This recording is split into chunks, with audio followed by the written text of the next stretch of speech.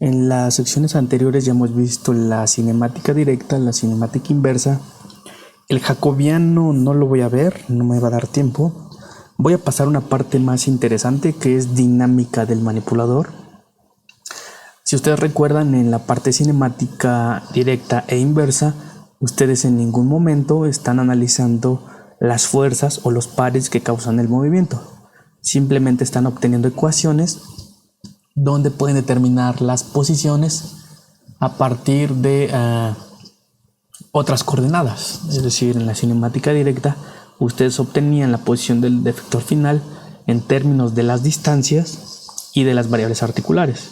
En ningún momento están apareciendo las masas o inercias o fricciones.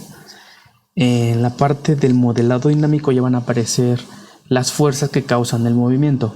Entonces es una diferencia muy importante entre los modelos cinemáticos y los modelos dinámicos. En los modelos dinámicos vamos a analizar las fuerzas o los pares que hacen que se mueva el manipulador. Esta sección se llama Dinámica de robots rígidos del curso de robots industriales o de robótica industrial, de acuerdo al plan de estudios que ustedes estén tomando. Entonces les quiero mencionar estos tres elementos importantes. Para la parte de la dinámica vamos a utilizar algo que se llama ecuaciones de Euler-Lagrange. En la parte de teoría se va a ver a detalle todo esto. Yo voy a resumir un poco lo que ustedes ya deben de conocer. Entonces recuerden que en esta parte se va a utilizar las ecuaciones de Euler-Lagrange, las cuales se basan en un enfoque energético del sistema. El segundo punto es que las coordenadas generalizadas resultan ser un conjunto completo independiente de variables. Y estas son las variables que describen completamente el comportamiento del sistema. Para un robot manipulador, las coordenadas generalizadas resulta que son las posiciones articulares. Recuerden la notación. Q sería el vector, donde si todas las variables son de revolución, pues tendrían que ser Q1, Q2 hasta Qn. Si son de traslación o prismáticas, aparecería en algún momento la letra D. Eso ya lo habíamos visto en videos anteriores. Y en general, para los robots manipuladores se van a obtener ecuaciones diferenciales de segundo orden. Ok, ¿qué son las ecuaciones de Lagrange? Pues aquí están dadas por esta ecuación, donde quiero que vean que en la parte izquierda de la igualdad aparece la primera parcial de una letra L. Esta letra L tipo caligráfica es el lagrangiano del sistema. Ahorita les voy a decir qué es el lagrangiano, pero quiero que vean que este término es la primera derivada parcial del lagrangiano respecto a la velocidad articular, respecto a Q punto, por la derivada respecto al tiempo, menos la derivada parcial del lagrangiano respecto a Q, más la derivada parcial de la función de disipación de Rayleigh entre la parcial de la velocidad, y esto va a ser igual al par de entrada o a las fuerzas de entrada. Ok, aquí explico qué es cada uno de los términos. Vean que la letra L caligráfica pues es la diferencia entre la energía cinética y la energía potencial. A esta diferencia se le conoce como el lagrangiano o la función lagrangiana, donde se utiliza la letra L para denotar esa función lagrangiana, y es la diferencia de la energía cinética K menos la energía potencial P. Ok, Q punto es la primera derivada respecto al tiempo del vector de coordenadas generalizadas. Vean la notación de Q.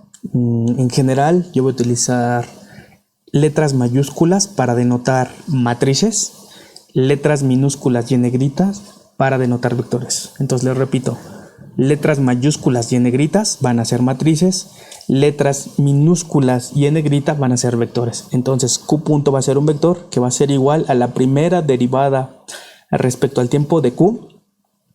D va a ser la función de disipación de Rayleigh. En general esto va a ser representado para nosotros en sistemas mecánicos como la fricción.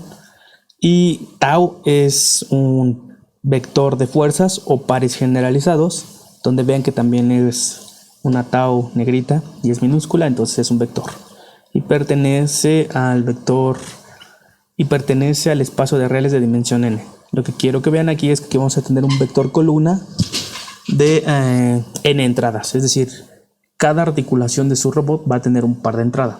No vamos a tener sistemas subactuados, sino que vamos a tener sistemas totalmente actuados. Para aquellos que quizá todavía no les quede claro, imagínense su brazo, ese es un buen ejemplo.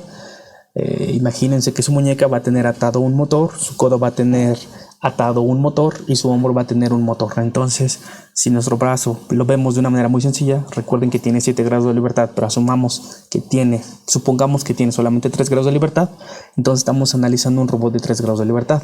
Entonces, cada grado de libertad va a tener su motor. Entonces, es lo que quiere decir esta ecuación. El par de entrada va a pertenecer a los reales de dimensión n. Entonces, estamos trabajando con sistemas totalmente actuados. Ok.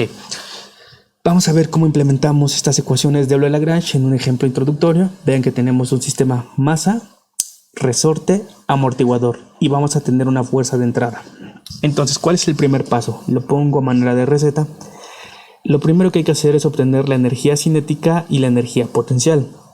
La energía cinética del sistema, pues vamos a ver cuál es el único elemento que aporta energía cinética.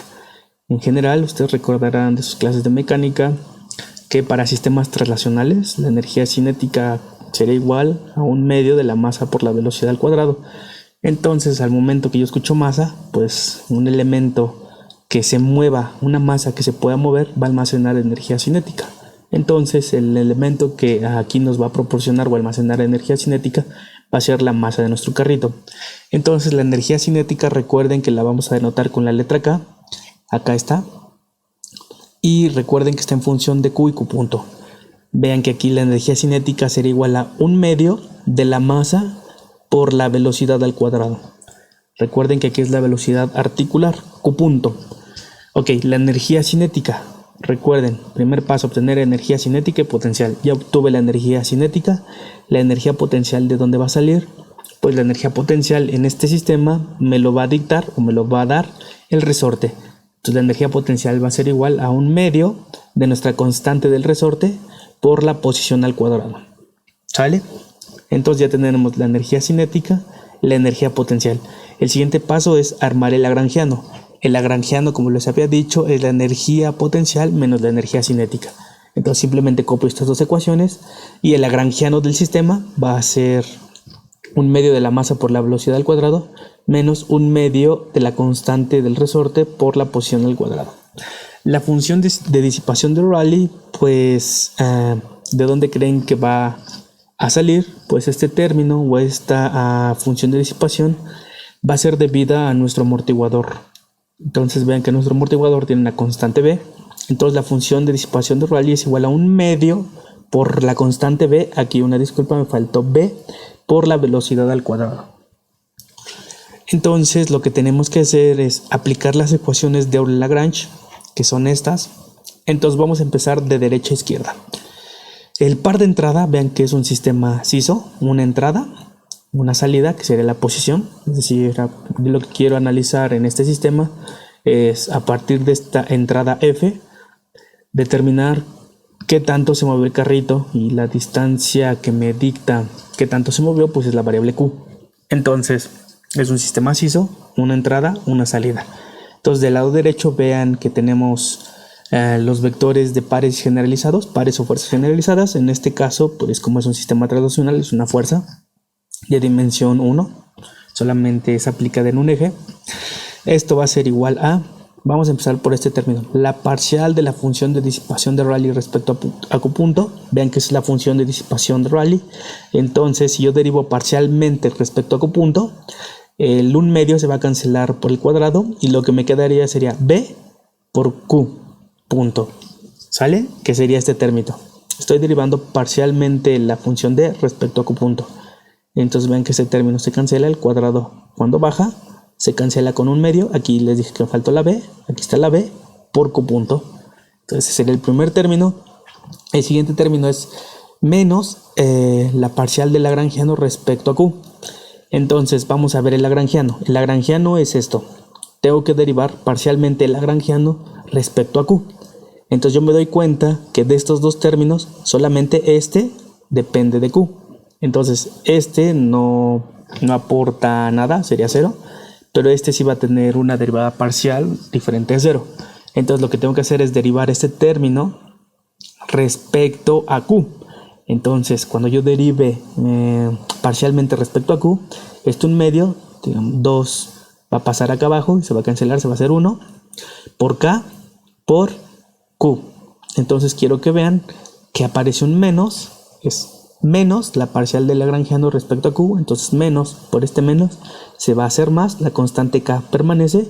Cuando derive Q cuadrada respecto a Q, pues se va a cancelar y me va a quedar K por Q, ¿de acuerdo? El siguiente término es un poco más largo, vamos a empezar por lo que está entre corchetes, es la parcial de lagrangiano respecto a Q punto.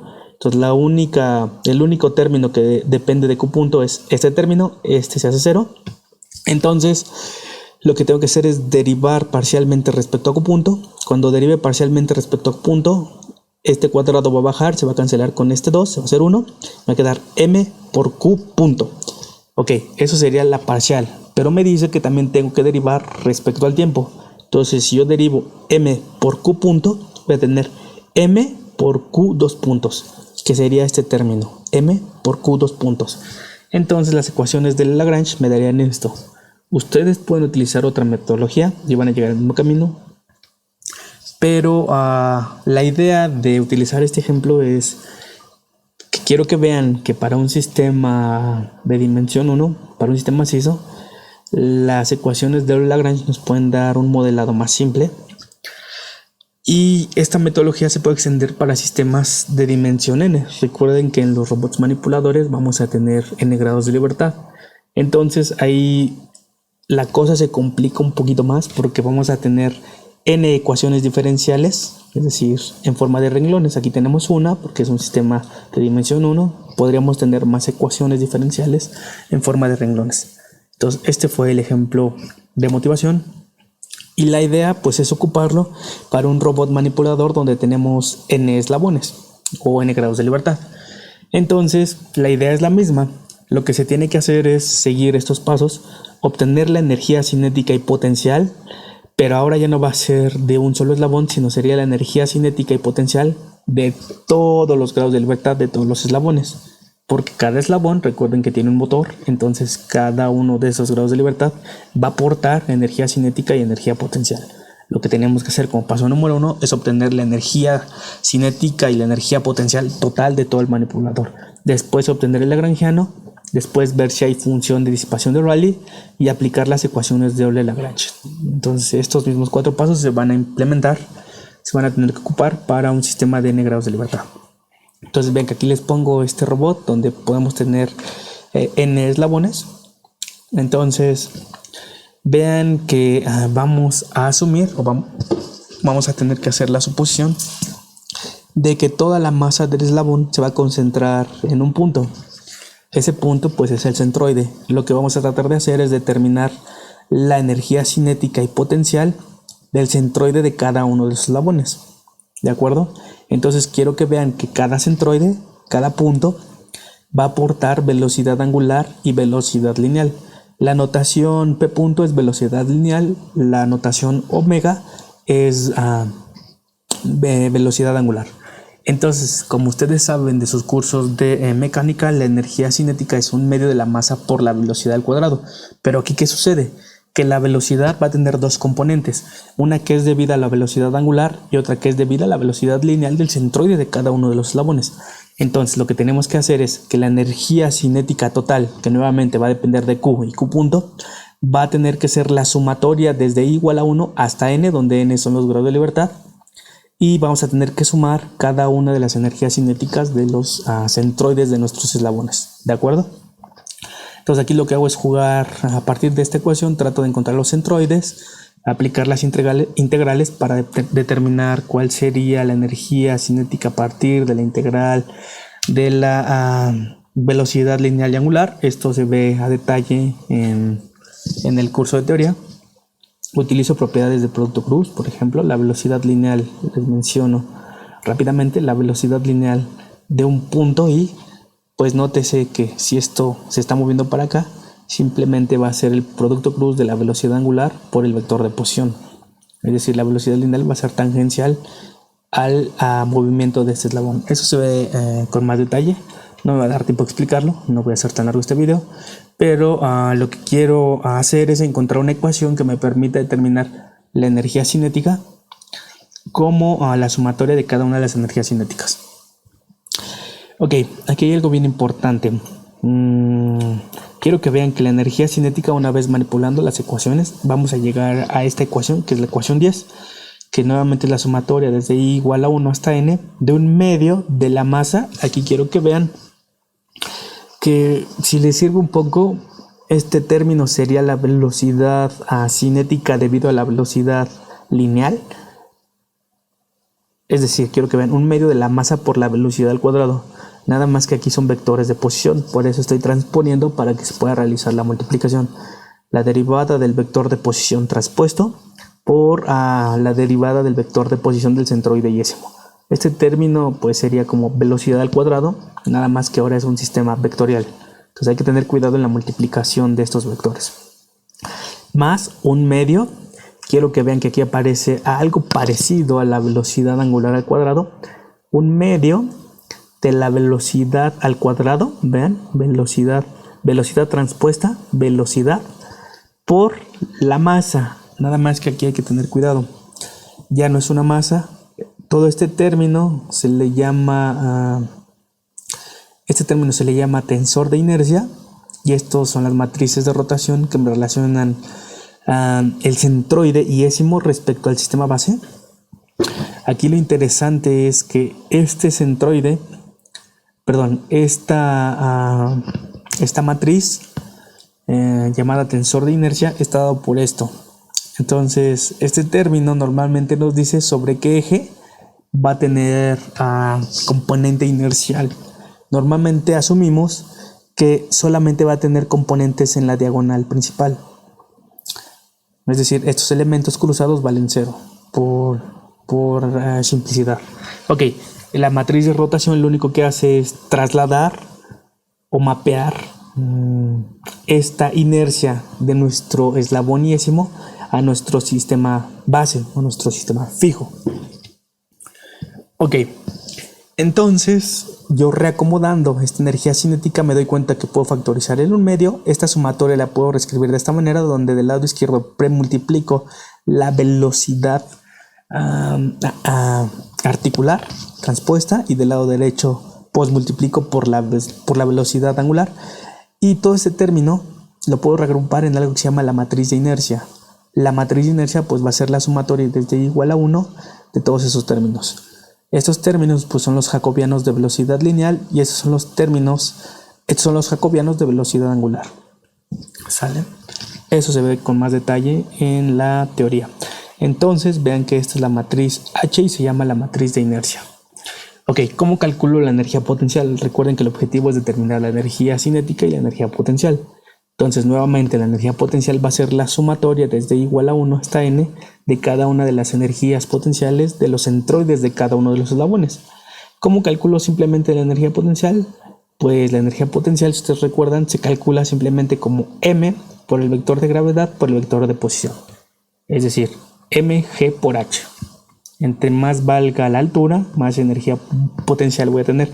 El vector g normalmente está en la dirección z. Entonces voy a tener más energía potencial cuando yo tenga una masa más grande y cuando la tenga una mayor altura, ¿no? Entonces entre más altura yo tenga una masa más grande, la energía potencial va a ser mayor.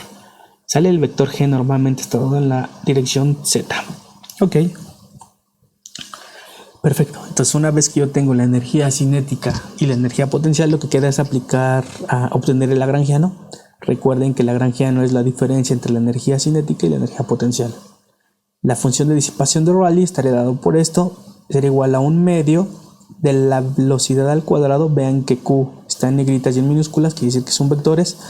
Y para que se pueda realizar la multiplicación, esta D tiene que ser una matriz, donde normalmente esta matriz D es una matriz diagonal, y en cada elemento de la diagonal contiene la fricción de cada una de las conexiones de los eslabones. Es decir, nuevamente vuelvan a pensar en el brazo humano, donde tengo el hombro, el codo y la muñeca. Entonces seguramente mi brazo y mi antebrazo se unen por el codo.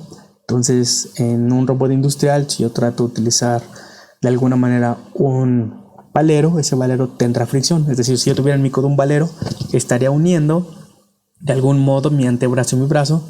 Entonces ese valero me aportaría fricción entre el eslabón 2 y el eslabón 3. Esa es la idea. Esta matriz D contiene la fricción debido a la interconexión de cada uno de los eslabones. Ok, al aplicar las ecuaciones de Euler-Lagrange, yo les dejo a los alumnos que vean, que practiquen cómo aplicar las ecuaciones de Euler-Lagrange a la ecuación 16, llegarían a este término que es la ecuación 18, donde vean que aparece. Aparece la matriz de inercia por la segunda derivada de la posición, es decir, h por la aceleración. Estos paréntesis significan que están en función de, es decir, la matriz de inercia está en función de q, de las posiciones articulares. No quiere decir que se multiplique. H está en función de q, y esta matriz h, que es de dimensión n por n, esta sí es una matriz cuadrada, es multiplicada por un vector de aceleraciones, donde el vector es un vector vertical de dimensión n, más, vean, la primera derivada de la matriz h por q punto, menos un medio de la parcial de este término respecto a q, más la función de disipación de energía por q punto, más esta g sale de derivar parcialmente el vector de posición de energía potencial, y esto va a ser igual a tau. Entonces quiero que vean que aquí el vector g es el vector de gravedad o fuerzas gravitacionales, y va a ser dado por la parcial de la energía potencial respecto a q. Este término es muy similar a lo que se vio en el ejemplo introductorio, donde el vector g es la parcial de la energía potencial, ¿no?, respecto a q. Entonces este término se le llama vector de fuerzas gravitacionales. Ok,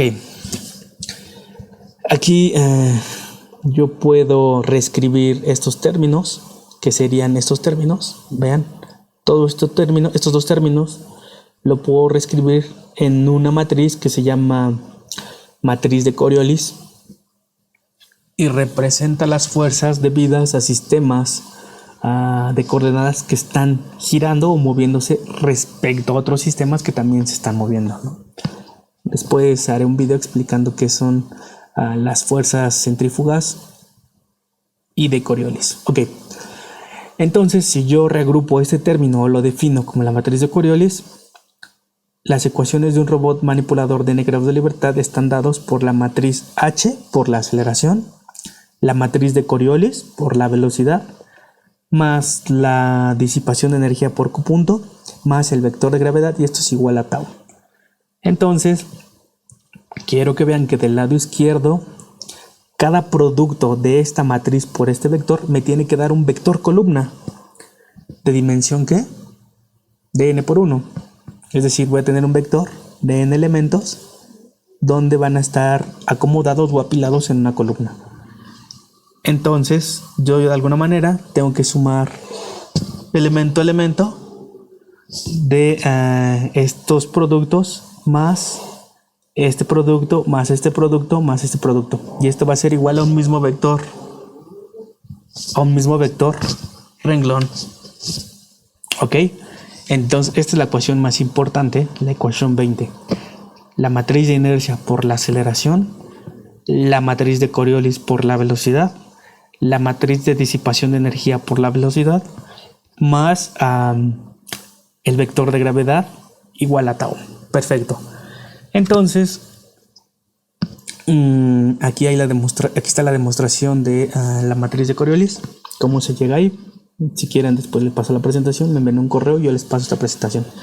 Ok, existen algunas propiedades interesantes a cada uno de los elementos de estas ecuaciones. Voy a empezar por la matriz de inercia. Veamos. Propiedades asociadas a la matriz de inercia. Recuerden que la matriz de inercia depende o está en función de Q. Y una propiedad muy importante es que la matriz de inercia es simétrica positiva definida. ¿Qué significa?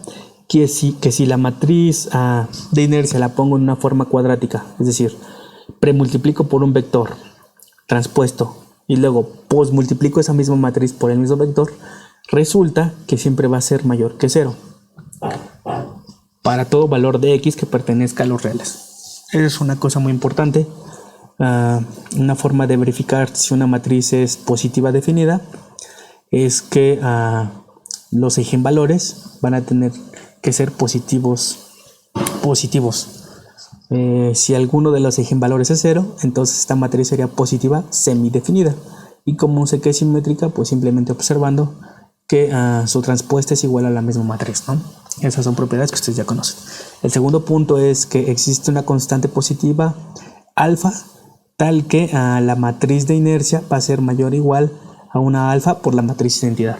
Entonces, si la matriz de inercia es una matriz cuadrada de n por n, esa matriz siempre va a estar acotada por abajo por un escalar alfa que multiplique la matriz de identidad. ¿Sale? Entonces, ¿qué quiere decir? Que esta matriz de inercia está acotada por abajo. ¿Sale?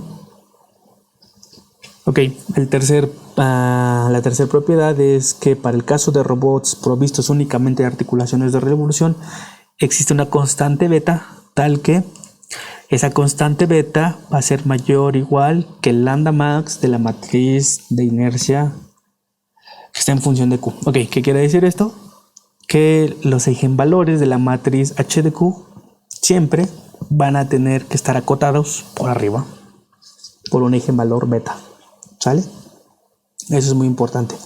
Esto tiene cierto sentido porque para robots que están provistos únicamente de articulaciones de revolución, esta matriz de inercia quedará en términos de senos y cosenos. ¿Están de acuerdo?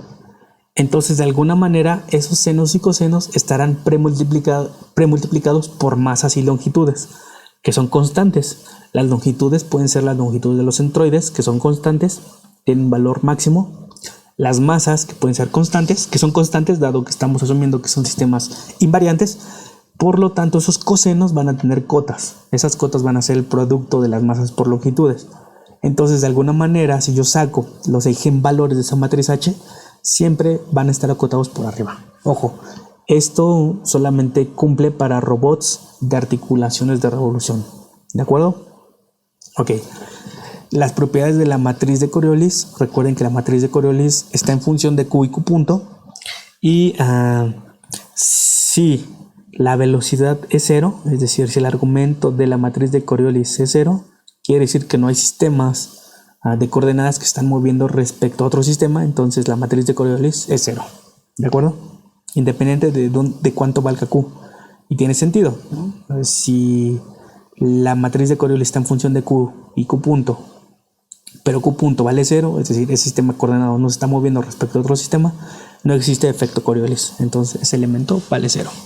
Ok, la otra propiedad es muy interesante, es que para todo vector Q, X, Y que pertenezcan a los reales de dimensión n, si cumple que, quiero que vean los argumentos, que si yo tengo la matriz de Coriolis que está en función de Q y Q punto y lo multiplico por Q punto, es decir, Q, X y lo multiplico por Y, dado que estos términos son velocidades, pues quedaría lo mismo que yo metiese dentro del argumento este vector Q punto y este lo sacara y me diera exactamente lo mismo a tener Q por Y por X. ¿De acuerdo?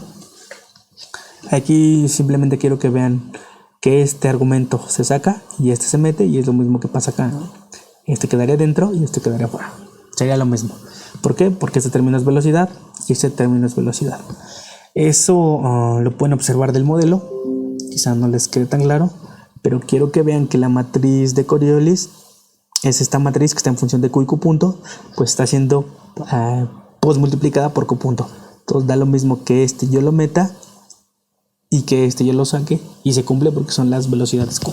¿De acuerdo? Ok. La siguiente propiedad para la matriz de Coriolis. Ok. Para el caso de robots provistos únicamente de articulaciones de revolución, existe una constante K, tal que si yo obtengo la norma, alguna norma inducida a la matriz de Coriolis, esta norma tiene que ser menor o igual que una constante por la norma de cada uno de los vectores X y Y. Esto es parecido a algo como la función Lipschitz, pero recuerden que aquí estamos usando alguna norma inducida para una matriz, ¿no? Entonces, esto siempre se cumple, ¿de acuerdo? Ok. A veces eso de Lipschitz no queda tan claro. Ahorita voy a tratar de explicarlo de una manera breve. La propiedad 7 es que H punto menos 2 veces C es antisimétrica. ¿Qué significa eso? Ustedes que ya llevaron control avanzado, si yo pongo una matriz antisimétrica, que es todo este término, lo pongo en una forma cuadrática, es decir, premultiplico por un vector X transpuesto y luego pues multiplico por el mismo vector X, siempre me va a dar 0. Siempre de los siempre. ¿De acuerdo? Entonces recuerden, esta matriz H punto menos 2 veces la matriz de Coriolis es antisimétrica. Quiere decir que si yo la pongo en una forma cuadrática, esto siempre va a ser 0. Y por lo tanto también se debe cumplir que H punto tiene que ser igual a la matriz de Coriolis más la transpuesta de la matriz de Coriolis. Eso sería todo respecto a la matriz de Coriolis. Lo que sigue son las propiedades asociadas al vector de gravedad G de Q. Ok, el vector de gravedad y el vector de velocidad Q punto se pueden relacionar de la siguiente manera. Si yo integro de 0 a un tiempo t el vector Q punto transpuesto por el vector de gravedad, obtengo la energía potencial. ¿Sale? Esto sería como el caso opuesto a derivar parcialmente la energía potencial. Es decir, si yo derivo parcialmente la energía potencial, obtengo el vector de gravedad. Pero aquí lo que estoy haciendo es integrar un producto de funciones que es el vector Q punto por G y me daré la energía potencial en un tiempo t menos la energía potencial en las condiciones iniciales Q0. ¿De acuerdo? La propiedad siguiente es que para el caso de robots provistos únicamente de articulaciones de revolución, el vector de gravedad G de Q es Lipschitz. Y aquí viene algo bien importante. Para aquellos que ya llevaron sistemas no lineales, quizá ya sepan lo que es Lipschitz. Aquí les voy a tratar de explicar más o menos lo que es que una función sea Lipschitz. Entonces, aquí tenemos la función G de Q, valuada en 2 puntos, X y Y. ¿De acuerdo? Entonces asuman que Y es mayor que X. Lo que estamos haciendo es evaluar esta función G en 2 puntos, donde vean que si yo estoy obteniendo la norma, da igual que si yo evalúo primero este menos este o este menos este, porque lo estoy normando. Al final me va a dar un valor positivo. Esa diferencia tiene que ser menor o igual a una constante por la norma de la diferencia de los argumentos. Entonces quiero que vean que Lipschitz me relaciona una función con sus argumentos. ¿Están de acuerdo? Entonces quiero que vean, si yo paso este término, esta norma, hacia acá, es la definición de la pendiente. ¿De acuerdo? Me quedaría f de a menos f de b entre a menos b. Entonces, quítenle el menor igual, asuman que es igual a una kg. Esta kg resulta que sería la pendiente. Entonces, esto sería como una extensión para sistemas normados de una forma de ver de qué tanto crece la pendiente. Entonces, lo que vamos a ir viendo es que por pedacitos vamos a ver que esta función no tenga discontinuidades, que no crezca hasta el infinito. Si en cada pedacito de pendiente ustedes pueden acotarlo por una pendiente máxima, quiere decir que su función es Lipschitz. Esto va a tener mucha importancia para la unicidad de soluciones, pero bueno, eso ya es un tema más complicado. ¿Sale? Espero que les haya quedado claro. El último parámetro también, la última propiedad es muy importante, que es la linealidad de los parámetros dinámicos. Entonces, vean que tengo el modelo del lado izquierdo, que son las ecuaciones que ya obtuve en forma matricial: inercia, Coriolis, fricción y gravedad. Pues resulta que yo puedo reescribir todo este modelo en una forma de regresor por vector de parámetros. A este vector, a esta matriz, se le conoce como el regresor. Va a estar en función de Q punto y Q punto. El vector de parámetros pues simplemente van a ser los parámetros dinámicos del robot: masas, inercias, centros de masa y quizá longitudes. ¿De acuerdo? Entonces quiero que vean que todas estas matrices yo las puedo reescribir en una forma compacta, ordenada, donde voy a tener un regresor y este vector θ va a ser un vector de parámetros.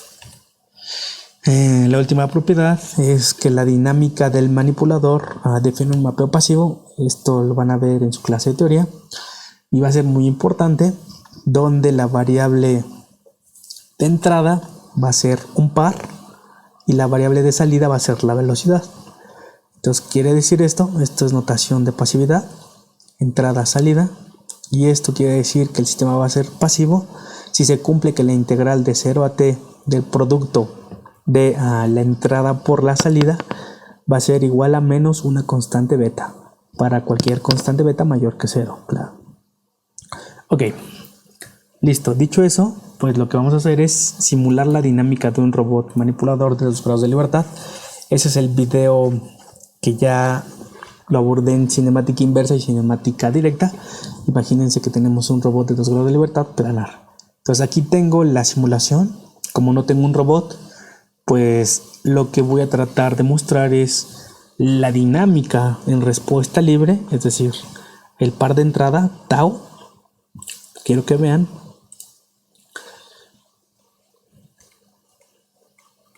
Este tau va a ser 0.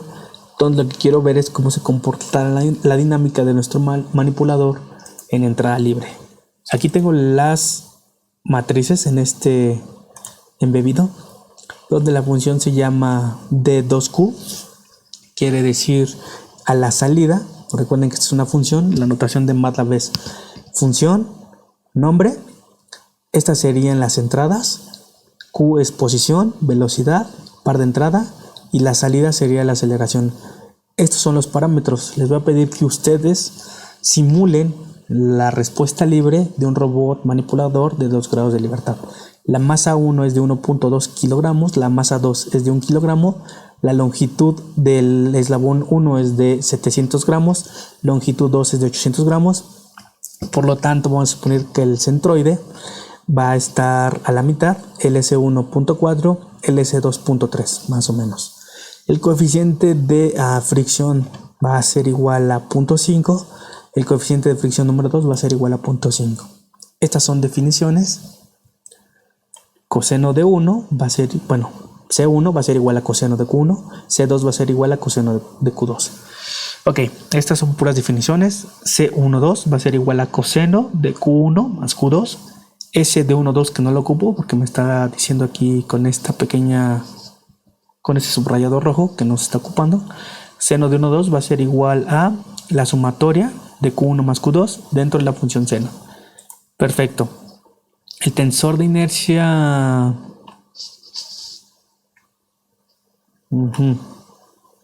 El centroide.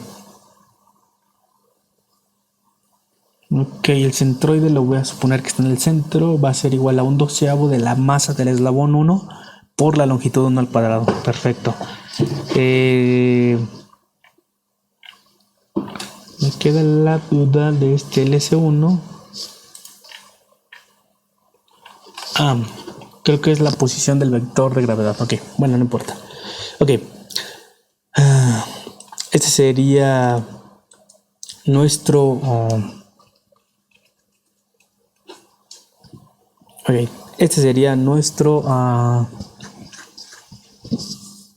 centroide. Sería 1 entre 12, 1/12 de la masa 1 por la longitud 1 al cuadrado. El segundo centroide sería 1 entre 12 por la masa del segundo eslabón por la longitud de lo que mide el segundo eslabón al cuadrado. Ok, la matriz de inercia quedaría así. Esto se los voy a pasar para que lo tengan. Me gustaría que ustedes lo intentaran. Que de aquí copien todo el código. Espero que se vea. Lo voy a hacer un poco más grande.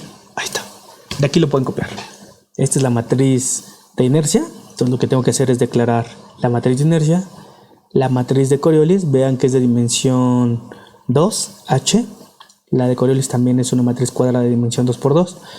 La matriz de coeficientes de disipación, vean que es una matriz cuadrada donde tenemos solamente elementos en la diagonal principal. Es decir, si yo la pongo así, creo que queda más claro que es una diagonal principal y es donde tengo los elementos de disipación de energía. El vector de gravedad queda así. Perfecto. Listo. Y la salida, vean, lo que estoy haciendo es obtener la solución de esta ecuación diferencial de segundo orden. Entonces lo que estoy haciendo aquí es despejar la aceleración. Es una manera de encontrar la solución de ecuaciones diferenciales en programación gráfica. Vean, lo que quiero es encontrar la solución de esta ecuación diferencial que es de segundo orden. Lo que hago es despejar esta cubipunto. Cubipunto sería igual a tau menos todo esto por la inversa de la matriz de inercia. Entonces quiero que vean qué es lo que estoy haciendo. La aceleración será igual a la inversa de la matriz H por tau menos Coriolis menos fricción menos el vector de gravedad. Y listo. Voy a correr mi simulación. Vean, este bloquecito lo que me da la salida es la aceleración. A la entrada me pide posiciones, velocidad y la señal de entrada. El vector de entrada es un valor constante que vale 0 y 0. Recuerden que tengo dos entradas, tau 1 y tau 2. Pero en este momento van a ser 0. Entonces lo que yo quiero obtener es la respuesta libre del sistema. Es decir, ver que el robot en alguna posición inicial va a iniciar en ese punto y se va a caer. ¿Hacia qué puntos va a tender? Voy a realizar la simulación. Le doy run. Ok. En el scope, vean que estoy graficando las posiciones. En esta segunda flecha, las velocidades. Y en esta tercera flecha, las aceleraciones. Entonces lo que estoy encontrando es, a partir de la aceleración, yo integro una vez, encuentro la velocidad, retroalimento esa velocidad, vuelvo a integrar, encuentro la posición. Y lo que hago es encontrar la solución de la ecuación diferencial con los valores de aceleraciones, velocidades y posiciones. Bueno, y la entrada vale 0 en este caso. Entonces voy a dar doble clic en el scope. Voy a autoajustar. Perfecto. Voy a configurar. Ok, lo que quiero que me muestre.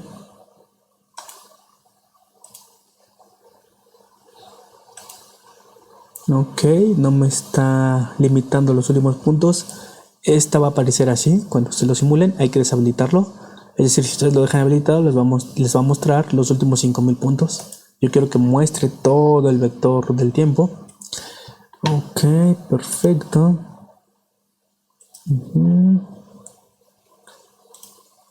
Ok, todo está bien.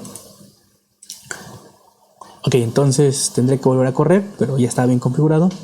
Lo que quiero que vean es que en este scope veo las posiciones, en este scope veo las velocidades y en este scope veo las aceleraciones. Entonces, inicialmente el robot le estoy dando posiciones iniciales, vean, en posición, aquí, condiciones iniciales en posición, inicia en 0 y pi medios. Entonces, imagínense ustedes un robot planar donde Q1 vale 0, es decir, la primera articulación está horizontal al plano o paralela al plano, está acostada, y la segunda articulación vale pi medios, es decir, está hacia arriba. Entonces tenemos como una L, más o menos. Entonces el robot tendría que tender a un punto. El robot tendría que tender a su punto mínimo de energía, que sería hacia abajo en ambas articulaciones. ¿Cuánto tendría que valer Q1? Pues menos 90 grados. ¿Cuánto tendría que valer Q2? 0 grados. Quiero que le piensen y me digan por qué. Vamos a ver si es cierto. Vean, esto sería Q1. No, la amarilla es Q1. Inicia en 0 y va a oscilar un poquito. Imagínense que el robot está cayendo y va a tender a menos 90 grados. Mientras que Q2 inicia en 90 grados y tiende a 0 grados. Las velocidades, yo le puse condiciones iniciales 0. Entonces está fijo, la velocidad vale 0 y al final de la simulación la velocidad vale 0. Las aceleraciones valen un valor. Vean que al final oscila un poquito y las aceleraciones valen 0. Perfecto. Pues en este video vimos un poquito la introducción a las ecuaciones de Euler-Lagrange y también vimos la respuesta de un robot manipulador de 2 grados de libertad del tipo planar, donde la entrada es 0, es decir, obtuvimos la respuesta libre de nuestro robot. Perfecto. Pues les tocaría a ustedes realizar esta simulación y entregármela. Hasta luego.